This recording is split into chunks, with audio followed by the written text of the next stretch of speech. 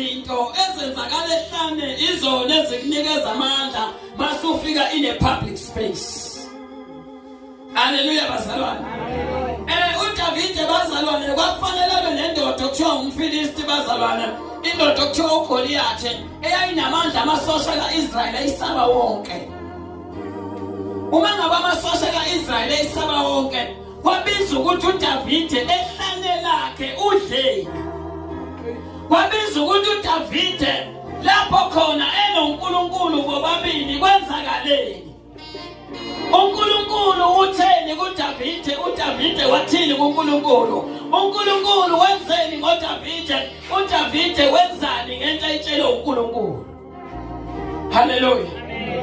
Ngiyasumkhathela ngiyazwe. Praise the Lord. Ngifuna ukukutshela ukuthi ihlane lakho iyona ngxenye yempilo yakho ebalulekile. Because izinto ezenzakala in future zideterminwa izinto ezenzakala ehlane.